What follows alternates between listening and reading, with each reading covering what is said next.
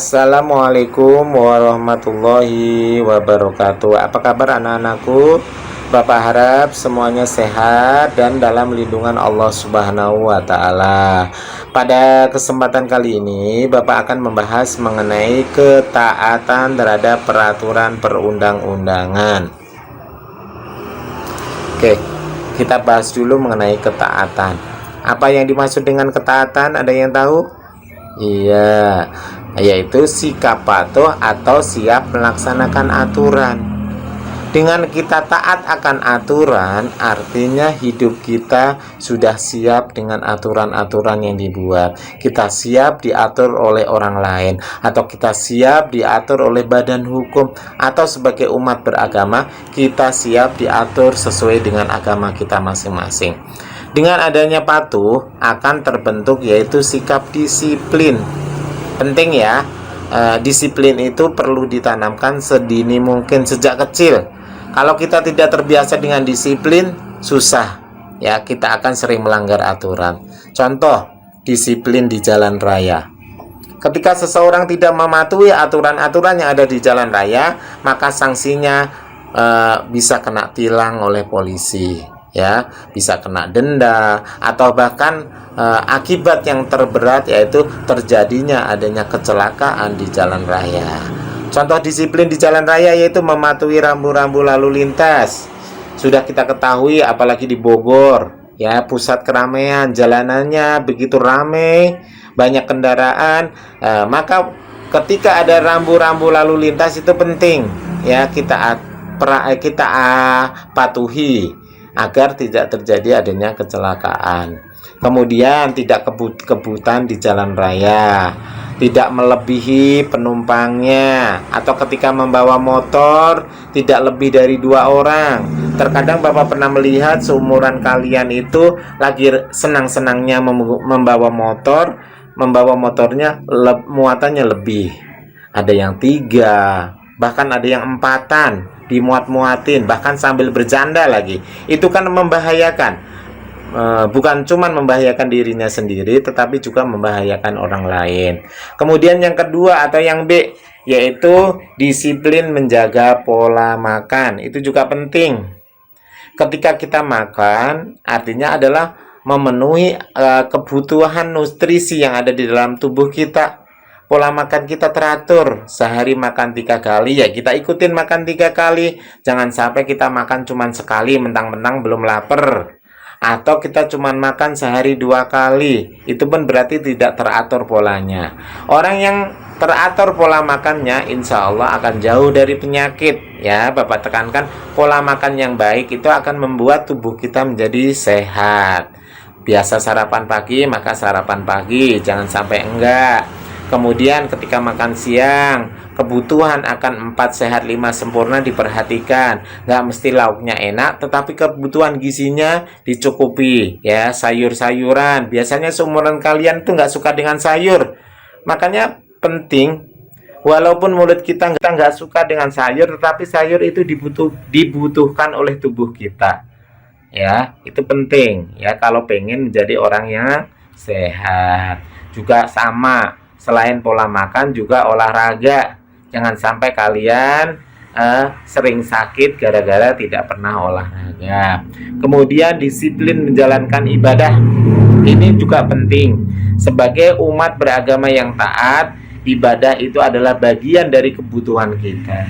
Kita butuh adanya Tuhan. Kita butuh adanya Allah sebagai umat muslim. Maka kebutuhan kita itu adalah dengan adanya tertib di dalam ibadah. Ya, misalkan umat Islam sholat 5 waktunya tidak ditinggalkan. Contoh lagi umat Kristiani rajin ibadah di gerejanya masing-masing. Dan sebagai umat yang lainnya juga sama, ya, menjalankan ibadah sesuai dengan aturan yang ada di dalam agamanya.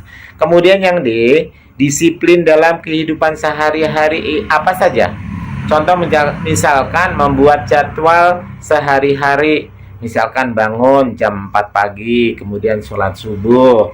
Setelah sholat subuh, misalkan diselipkan di situ 5 menit buat baca Al-Quran dan sebagainya. Setelah itu dijadwalin lagi mandi pagi, kemudian sarapan, sampai kemudian tidur kembali, itu terjadwal atau terpola. Itu namanya disiplin.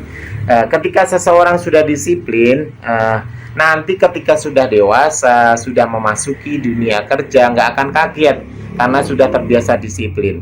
Ketika kerja di Jakarta, jauh dari sini, harus naik kereta empet-empetan, karena sudah terbiasa disiplin.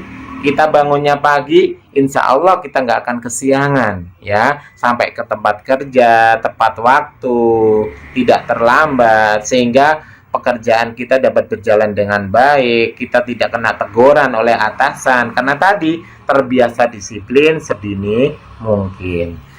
Selanjutnya, kalau berkaitan dengan disiplin di bidang hukum, perbuatan-perbuatan yang diperbolehkan atau yang dilarang di dalam hukum.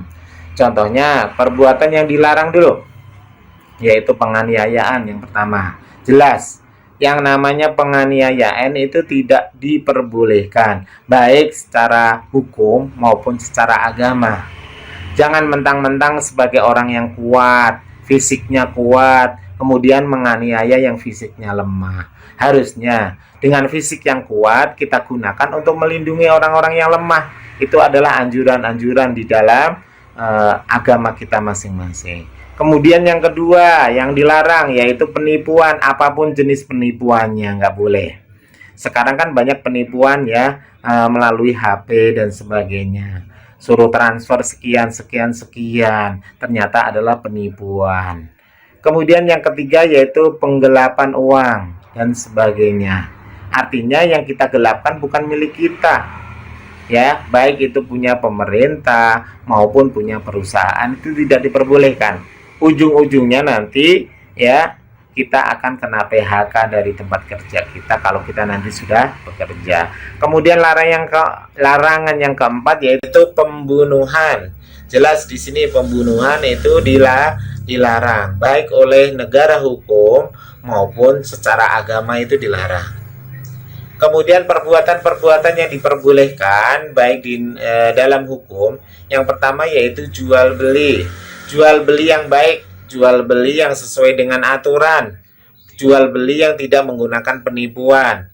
Yang dijual ataupun yang dijual belikan adalah barangnya sesuai dengan kenyataan, tidak ada yang ditutup-tutupi, itu yang diperbolehkan, baik secara agama maupun secara hukum. Kita tidak boleh menutupi barang yang kita jual belikan. Jangan sampai kita mengatakan barang yang kita jual itu adalah bagus padahal jelek, nggak boleh. Kita harus mengatakan memang kalau barangnya tidak bagus kita katakan bagus, tidak bagus. Ya, kalau barangnya bagus kita katakan bagus, itu yang terpenting. Sehingga orang lain tidak kecewa dengan apa yang kita jual belikan. Kemudian sewa menyewa pun diatur di dalam hukum.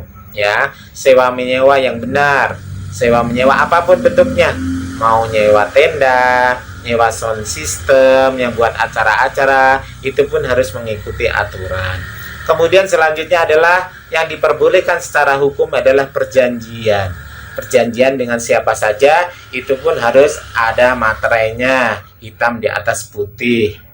Ya, itu jelas, itu ada aturan hukumnya. Kemudian fungsi aturan hukum dari semuanya itu, fungsinya yang pertama adalah mewujudkan adanya ketertiban di masyarakat.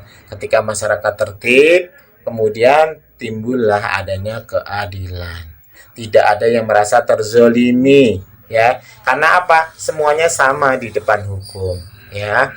Kemudian terjadilah adanya kesejahteraan di masyarakat, kedamaian, ketentraman, sehingga kehidupan bermasyarakat di kita saling rukun, tertib, saling tolong menolong, sehingga negara kita menjadi negara yang kuat dan diakui oleh negara lain. Bukan menjadi negara yang cerai-berai karena adanya warganya yang tidak taat akan adanya hukum. Mungkin materi yang Bapak sampaikan berkaitan dengan hukum cukup sekian. Mudah-mudahan jelas ya anak-anak. Ya, kalau tidak jelas bisa kalian lihat ulang, cermati dengan baik. Selanjutnya penugasan seperti biasa, rangkumlah materi yang barusan Bapak sampaikan di buku tulis PKN kalian. kemudian laporkan ke wali kelas masing-masing. Oke, ya, itu saja yang bisa Bapak sampaikan. Akhirul kalam. Wassalamualaikum warahmatullahi wabarakatuh.